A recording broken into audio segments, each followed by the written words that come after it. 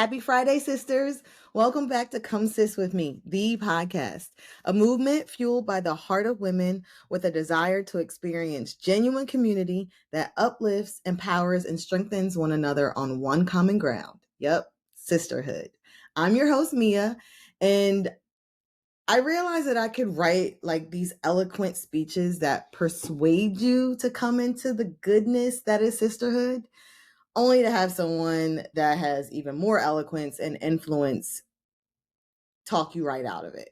So I decided today that instead of going with the prepared outline that I had, that I would just let my heart lead me in whatever direction that it would lead me.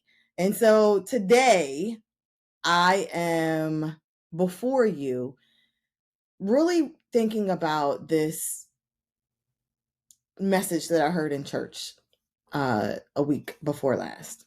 And the preacher was preaching about humility versus pride. And the most influential part to me was hearing his reminder to the congregation that we're not the star of the show. And it was a play on seeing God as like the main character and us as the supporting cast. And even if you don't have a relationship with God, it still helps you put into perspective how many times this very thing goes wrong in sisterhood and also in your friendships. That one person starts to become the star of the show, or at least it feels like that person becomes the star of the show. And even with this podcast, like I went back and forth about how much I was going to share about my journey to get to this podcast. But even as the host of this show, I'm not the main character. I don't even want to be seen as the star of the show because my goal in this was to get to a point where the community that we build here is the actual star.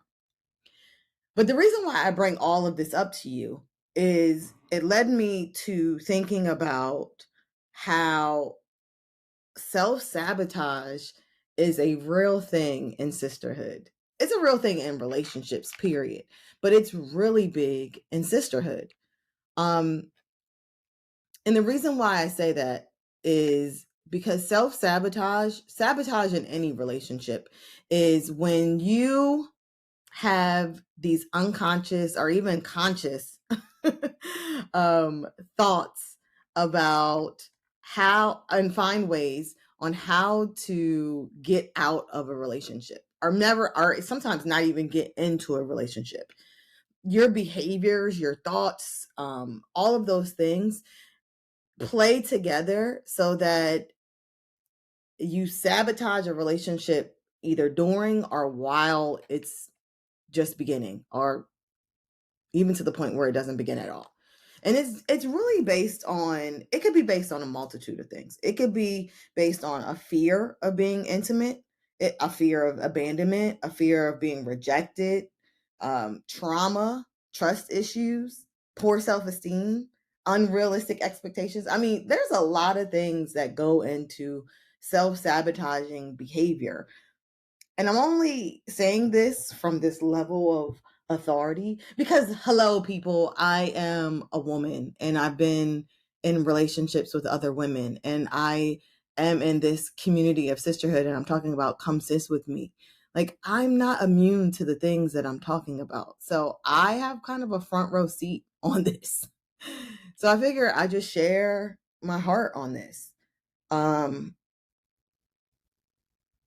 Because I know how deep that pain, the pain that's behind self-sabotaging behaviors, runs. I'll give you a story. A couple of years ago, I was in a really deep relationship with another woman who, I mean, you could not tell us apart at times. And when that relationship ended, it really made it hard for me to open up and want to engage with other women the way that I had engaged with her. Now, I had friends during her and before her that were easy to navigate. right? I knew those relationships. But I'm talking about new women, are women who we knew together. It was hard for me to trust those women. And so I would do things like purposely not return phone calls or messages or emails or texts, and keep myself from getting into a place that was too, what's the word? Too exposing is the best word that I could probably use. I didn't want to be vulnerable because I had a fear of being abandoned or rejected again. Now, I don't know her side of the story, and I don't know why the relationship ended, but I do know that my side left me with hurt and this overwhelming sense of sadness at times, even to the point where today I get emotional talking about it because it hurt. And for a long time, instead of me saying it hurt, I was angry and upset. And I used that to be overly critical of other women and other potential relationships that I could get into with these women. So what self-sabotaging behavior looks like in sisterhood is you're being overly critical. It comes from a place of pride versus humility, right? Like looking at someone and immediately casting a judgment that they wouldn't be what you need them to be in a relationship. Or it could look like you always looking for something to confirm what you already, your negative belief patterns, right? Your negative pattern of thinking. So like you can always have exit. Up, see, so-and-so, I knew she was going to be like that. Let me hit the door while I can, because God forbid I give too much or I get too much, I put too much at stake here or invest too much. And then at the end of it, I'm hurt again, right? Or it's conscious or subconscious behaviors that cause you, that cause issues, right? Or at least they don't encourage a deeper relationship. It's like you just don't try. And that could be subconsciously or consciously that you try or you don't try. And this isn't just in relationships with other people. This shows up, I mean, self-sabotaging behavior shows up in all relationships. And you really have to be mindful and notice your interactions or lack thereof, and ask yourself why. Why am I doing this? Why am I in this position? Why do I, you know, overlook some of the people and the women who God is placing in my life to help me move into this place with someone who can be a source of hope for me. So I know not everyone who listens to me is a Christian, and you don't have to be.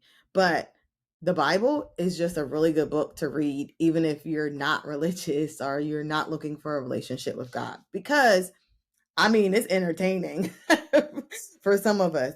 But one of the stories that really like touches my heart and really brings sisterhood home for me is the story of Ruth and Naomi. I am not going to cry today, but I might. Ugh, I already feel like the tears are like bubbling up. Anyway, Ruth and Naomi is a passionate story about sisterhood to me. Like to others, it means reconciliation. It could be all of these things. But let me just give you a quick rundown. Ruth is Naomi's family, technically. She was married to Naomi's one of her sons who died. Naomi's husband also died, and the other son that was married to her other daughter-in-law, Orpah, also died. So Naomi and Ruth are the only two people left out of their really small, like little family, right? Also, on top of that, Naomi and Ruth or Naomi is in a land that her husband made her move to. That is not her homeland. She's basically a foreigner in that land. But because she's been there so long, I mean, that's her home. Well, one day after all of the grief of losing all of her family members, except for Ruth and Orpah. She's like, listen, I'm done. I'm going back home because I'm just, I'm overwhelmed with grief and there's really nothing left for me here. And Orpah was like, yeah, I love you. Okay, well, let me start here. Orpah and Ruth both were like, no, we're not going to let you go by yourself. And Naomi tried to sabotage the resources that she had by forcing them to stay in their land while she goes back home. So at first, Ruth and Orpah were going to stay with her. And then Orpah was like, oh, okay, you're right. Right. Like, I'm going to go. So she kissed her, left. And then Ruth was like, no, I'm going to stay with you. Don't urge me to leave you. Don't tell me to turn back from you. I'm going to go where you go. I'm going to love who you love. Your people are going to be my people. Your God's going to be my God. Where you die, I will die. And there I will be buried. Those words are so moving to me. Why? Because grief and isolation are a normal isolation is a normal response to grief. Okay. And so Naomi tried to sabotage the resources that she had in Ruth by sending her away because the grief was so overwhelming for her, because the things that she had already lost seemed like it was just too much for her to bear. And I'm sure at one point she was probably like, listen, I'm so tired of losing people that I don't even want Ruth around me or Orpah around me, because if I lose them, that's another person that I now have to grieve. I told y'all I'm not going to cry. So she was sabotaging the resource that she had in Ruth, and almost missing her opportunity of having this source of hope, of having this person who's not a stranger to her in a foreign land. That's what sisterhood looks like. A healthy sisterhood is so that you and this other woman aren't strangers in a foreign land, because you both have been through maybe a trauma, or you both have been through a situation that's been incredibly hard. Ruth lost someone just as much as Naomi did. And Naomi was too focused inwardly on herself. She was too focused on the things that were going on around her. Not saying that is horrible, right? It's normal. It's a normal reaction to losing something. But fear was allowed to set in. And so that fear caused her to try to force these women away from her, so that she would be a stranger going back to her own land, because she did not live there for many years. Like, at this point, she had kids, and now kids that were able to be married at an age of being married. So she had left her homeland a long time ago, and her returning home would have taken some transitional time, right? I don't know if you're familiar with moving from place to place, but I am. And even when I come home from 9 months of being overseas, that first couple weeks of coming home is a huge transition for me. And by the grace of God, like, I have women and sisters who are able to make that transition easy for me. Like, one of the things that my sisters often do is they give me space, because I can get overwhelmed socially, right? Like, I just read something about like these seven different areas of rest that we need. And rest isn't just sleeping, right? So they don't just allow me the chance to sleep, but they're giving me an opportunity to settle and rest socially. Like, Mia, I know you've been through a lot, even sensory, right? So sensory rest. Like, I know that you've traveled a lot. You've experienced all of these different places and things, and you're moving from one country to another. Settle in and give me a call when you're ready, right? I love that about my friends. I love that about my community, how they really don't And some of them are used to it because they are actually in the same lifestyle. But it makes me feel like I'm not a stranger in my homeland, right? Like I have women who are my neighbors and I don't have to do it alone. They're a source of hope for me that, yeah, this week may be really hard, but next week it's probably going to be great, right? Like, and even if it's not, I still have them available to be that source for me. Well, Naomi tried to sabotage it. I mean, that was the point of me telling you the story, was she tried to sabotage it. And I realized in reading this and even wanting to share this with you today that I just recently had a situation like this. I have to give like a huge kudos to a new friend in my life who helped even just spark this podcast to start. I have to share that more in detail one day. I don't know if I'm really ready to give all of that right now, because it's so sweet and tender to me, that I think I want to love on it a little bit more before I like present my baby to the world. But I wouldn't write this woman or like try too hard, because I didn't want her to think that there was an ulterior motive in wanting to get to know her better. And that's a form of self-sabotage. That's pride. That thinking that, because pride isn't just thinking too high of yourself, it's thinking too low of yourself too.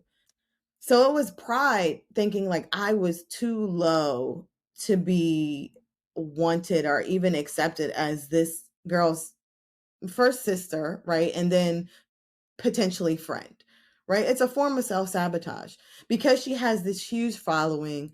Women love her. I mean, I went to one of her shows and women were crying. And I was like, okay, you're like Jesus to these people. And it threw me off. And so I was like, okay, I'm not gonna stress her out. If she can text me, she can text me, right? But and I was like, wait a minute. I'm worthy of this. I'm worthy of being this girl's sister and friend, right? If she allows it. And even if she doesn't, right? Okay, fine. Then now I know the answer. But my self-sabotaging unconsciously was saying to her, at least, right, that I'm unavailable. Right. And so instead of having this vulnerability to me, and even sharing this, I didn't even share this with her. I'll share it with her afterwards so she doesn't have to hear it on the podcast. But like this, even like sharing that part of myself with her is allowing her into this space of vulnerability with me. And so I'm telling you guys this because I'm sharing my heart. I have just started attending a kickboxing class with a bunch of women, and at first I didn't feel comfortable. Like I was like, I hate not having a certain look to me. Like I hate being overweight at this time in my life. And so I was really enjoying going to the gym by myself. Um, and just really having, that time to myself, understanding my body, getting more comfortable with my body. But in the uncomfortability, I forced myself to keep going. And then they offered this 21-day challenge. And I was like, okay, I'll join the challenge. And I realize now, what I enjoy most about being in this challenge isn't like getting better and having this motivation come from everyone else. Like my motivation is really being with a group of women who at times are literally fighting for their lives. And so it causes like this sense of responsibility in me to show up for not only myself, but to show up for them.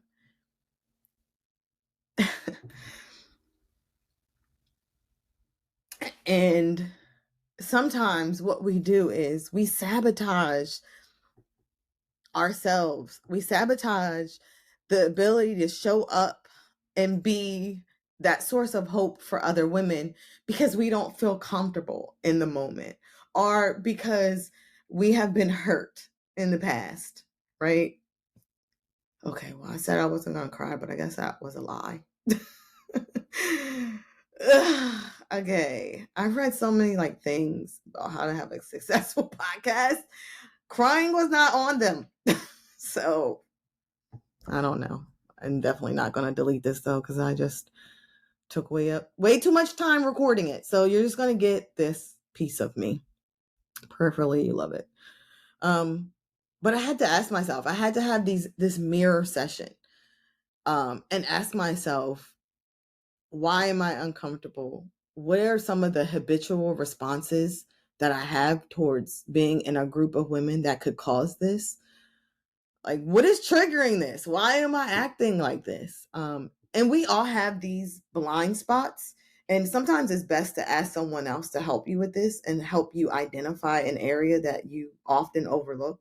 So I asked my husband, because at the time I didn't know who else to be vulnerable with, but I was like, what do you think some of my blind spots are? And he shared that sometimes you can be overly negative and critical of yourself, and you extend all this grace and thankfulness towards other people, and you don't do that to yourself. Well, the opposite is true too. Like, sometimes we can be overly negative and critical of other women, and we lack this grace and thankfulness to be in community with them and to just find joy in the journey along the way of sisterhood.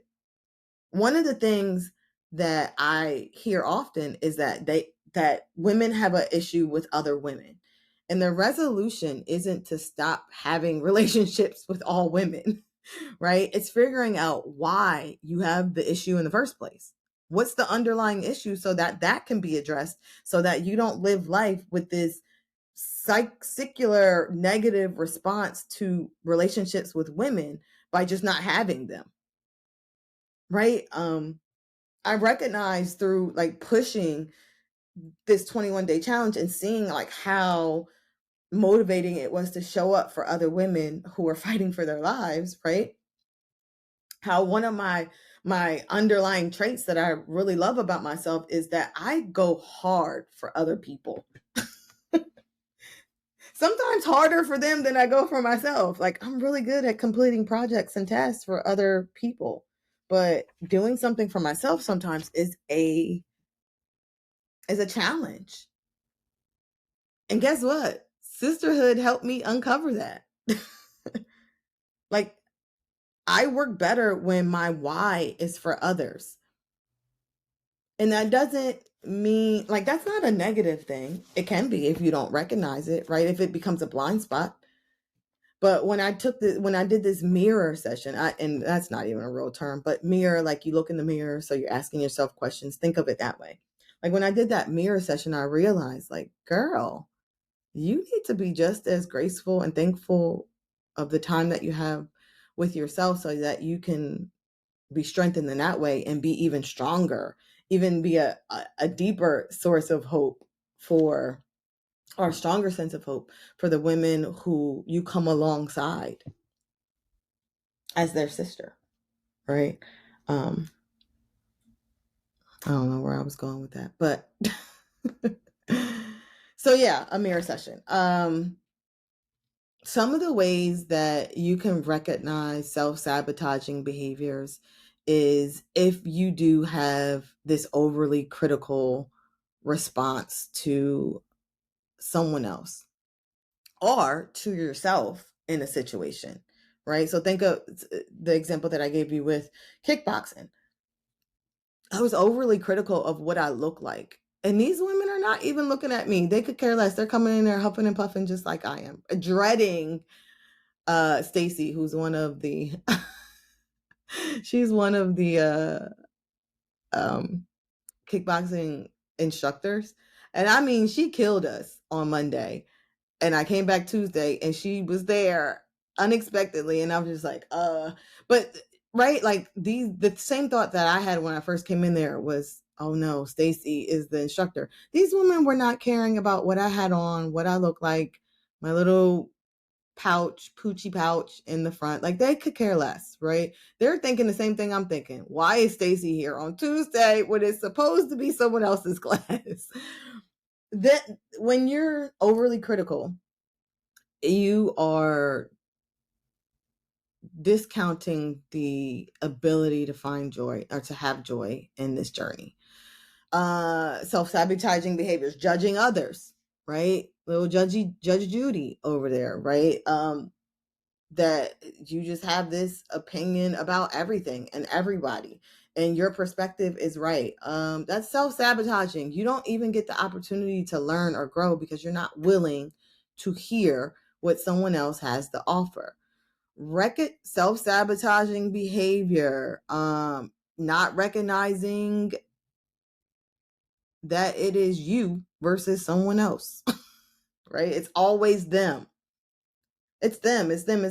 Listen, if it's always them, ma'am, you are the problem. It can't be always them. It's never always them. It's never always them. Okay, I'm saying that over and over again because it's kind of like I need to hear that too sometimes. Because you're not alone. When I tell you I'm not the authority on this, I just have been through multiple experiences that have given me an opportunity to grow. And instead of me missing the boat on the growth, missing the ride on the growth boat, I jumped on it. I was like, okay, I'm going to learn from this too, right? Oh, notice your interaction or lack thereof, right? Self-sabotaging behavior is you not wanting to engage or not willing to engage, or engaging in a way that would cause someone else, it would make it really hard for someone else to be genuine and authentic with you. Like, ask yourself why your behavior is what it is. I guess I'm saying like this is what self-sabotaging behavior is, but it's also a way of you being able to pick out and recognize when this is a thing and when it's not, and what you can do about it. Kind of mixing the two. I feel like you guys needed to hear my heart on this issue today.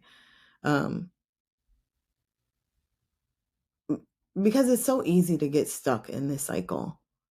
It's so easy to be stuck in this fear of being intimate with other women because of things that have happened in the past, right? It's easy to do that. And I haven't for a long time recognized how limiting my behaviors were towards not just women, but towards myself because of a failed relationship or a hurtful relationship. And how that wasn't just a factor in my relationships with others or even my relationship with myself, but in the relationship that I had with my creative self, with my creative mind. It's literally halted so many things in my life. And not until this week that I realized that I've overcome. Yes, I've overcome in multiple ways, but there's still so much more to work out. Right? This podcast is just one step to me overcoming the sadness of that relationship. To help you overcome the sadness in your relationships, to help you overcome these negative patterns of thinking so that you're not always looking for an exit in relationships, or you're not creating these unrealistic expectations based on hurt, right? But you're creating it based on something healthy and loving and kind. And it's not based on poor self-esteem, but on a positive self-esteem and self-outlook, right? It's based on grace and thankfulness and the joy that you find in being in relation with other women.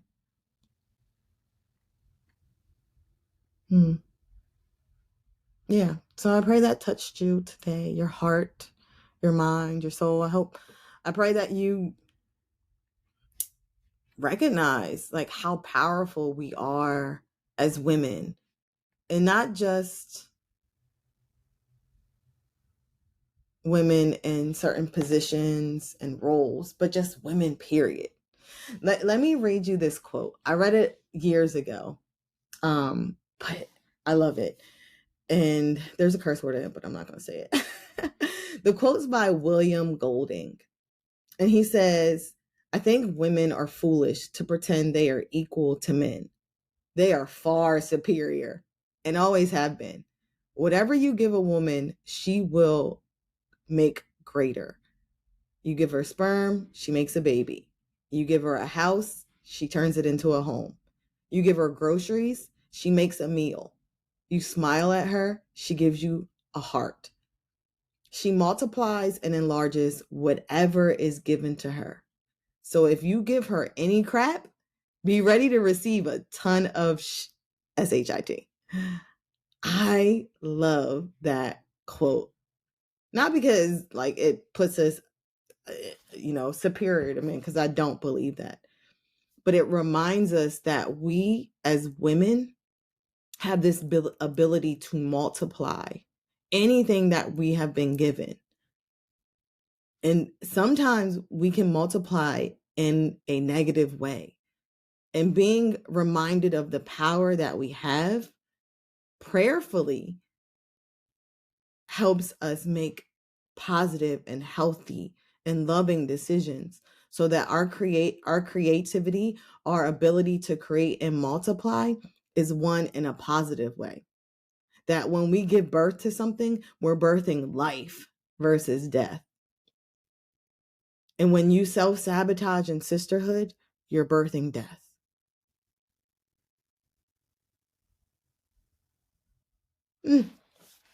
Okay, well, I made it through that without crying all the way. But I love you guys, and I thank you for tuning in with me again. That's it for this Friday. So I guess I'll catch you next week. Same place, same time. And if you don't already know, you got this, sis.